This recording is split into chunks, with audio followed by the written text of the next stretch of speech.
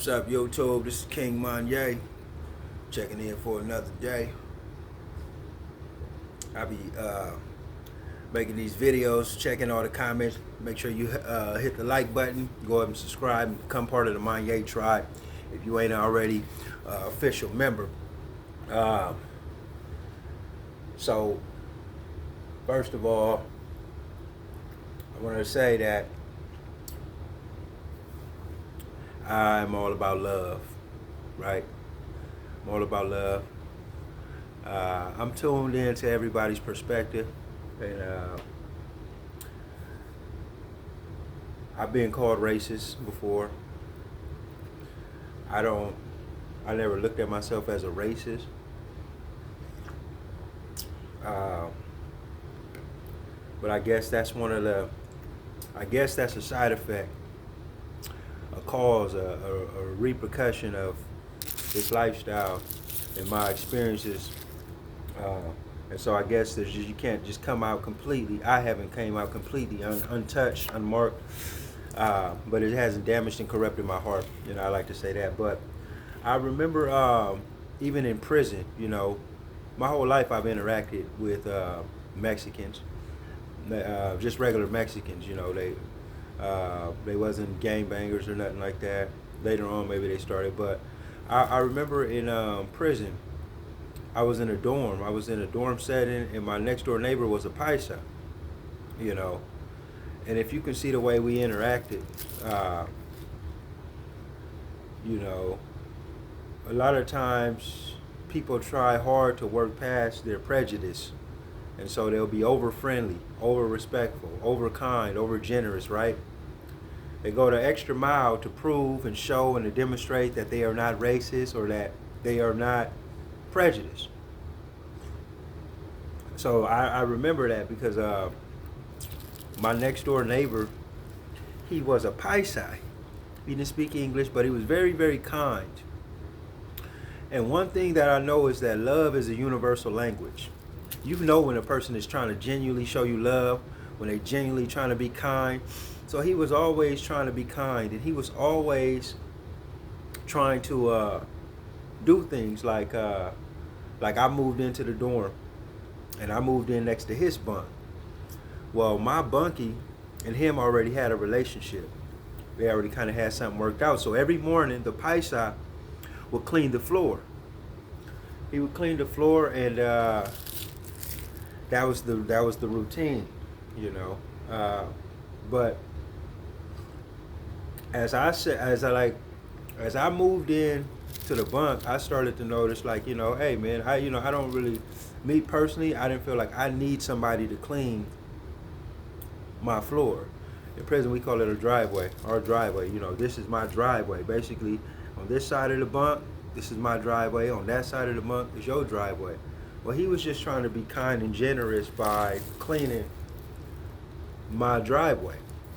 And because he used my driveway too, it was like real lax there. He would feel comfortable to walk in my driveway, things of that nature.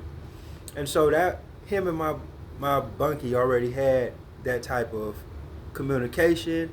It was real relaxed like that, and that's what it was. I was a little different. I felt like I wanted the boundaries to be a little bit more tight. I wanted this to be my driveway. I don't want you stepping in my driveway. I want you use your driveway. But I didn't come in with that mentality. I didn't come in just, trying to enforce that. I came in trying to be flexible and just observing what they already have and not being the one to cause tension, right? But I started noticing that every time this man would clean the floor, he would wipe it with this towel. And as he wiped it with this towel, every now and then I'll see him even wipe my bunk or wipe around, and I start smelling something. Like, what the hell is that smell, right? I was like, and it smelled like shit. I said, this can't be right, So every time he would go take a shit, I also started to notice that he don't use no toilet paper when he wipe his ass. So everybody, you got your own toilet paper. He don't take toilet paper to wipe his ass. He takes a little towel, a little rag. He wipes his ass with a rag, a little pisa.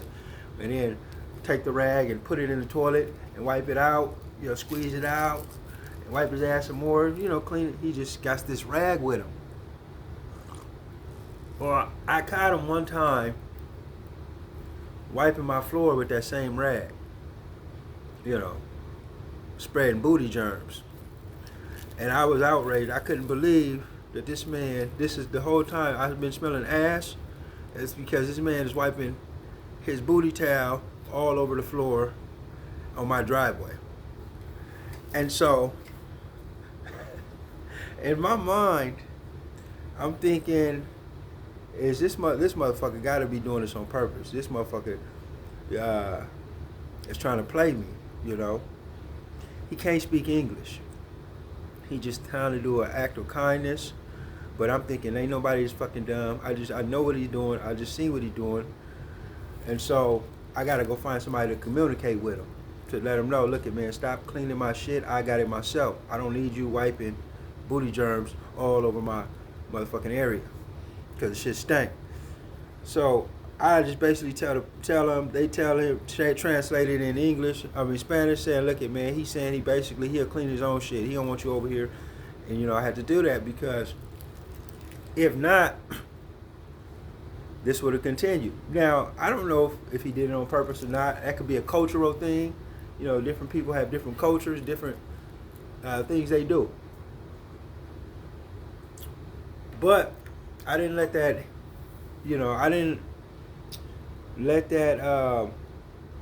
I still kept an open mind. Like, okay, well, maybe he just didn't do it on purpose, and maybe that's just his type of mannerisms.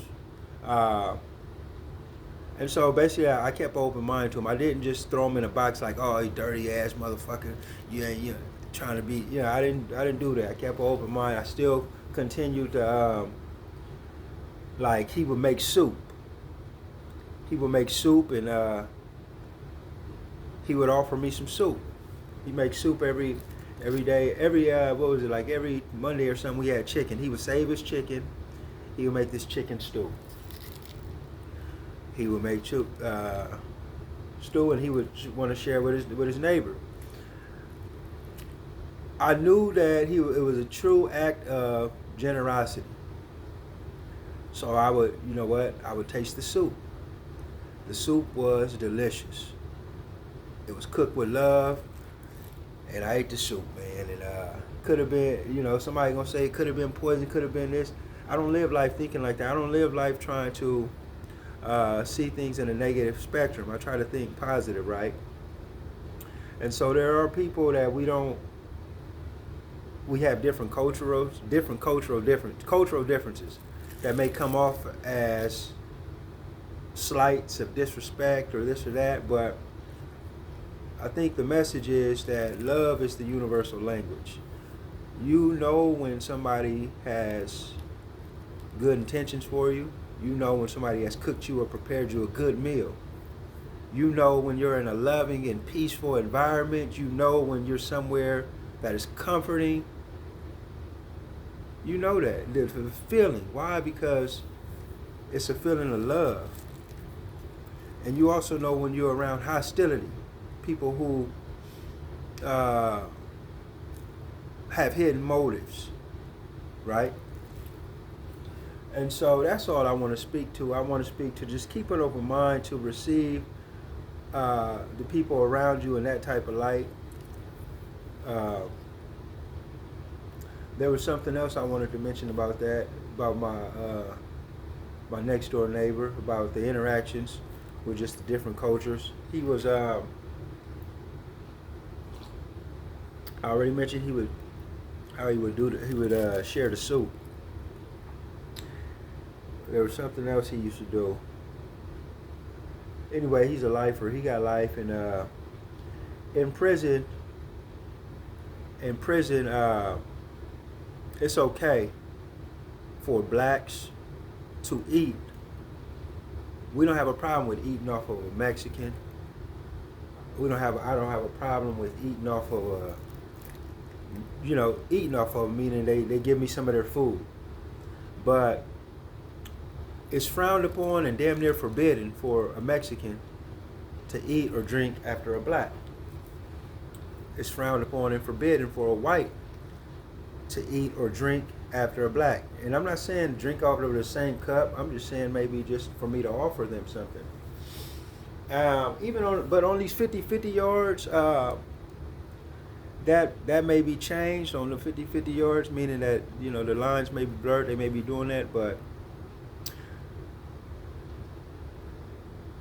that's just to clarify some things in case somebody wondering how I was eating this soup. Yeah, I would eat the soup that he prepared. He would give me some, and we would get down like that, you know. But how many of the Mexicans can say the same thing, that they would accept a bowl of soup from a brother? How many white boys can say that they would accept a bowl of soup prepared with love from a brother? And so what I'm saying is this: I've always been the one to step outside the box, to try to see people for who they are, and try to let love motivate my actions, right? But I've never been a dummy, and I've never been blind to hatred whenever I'm confronted with it. And so I want to point that out, man. That's the story about the booty germs, man. I'm King Monyay, man. I'm the leader and the captain of my destiny. I will succeed because I believe I will. Now, I was sent here to inspire those who are great and sometimes tend to forget it. I'm about to go have a blessed day. Y'all make sure y'all hit them likes and tune in next time.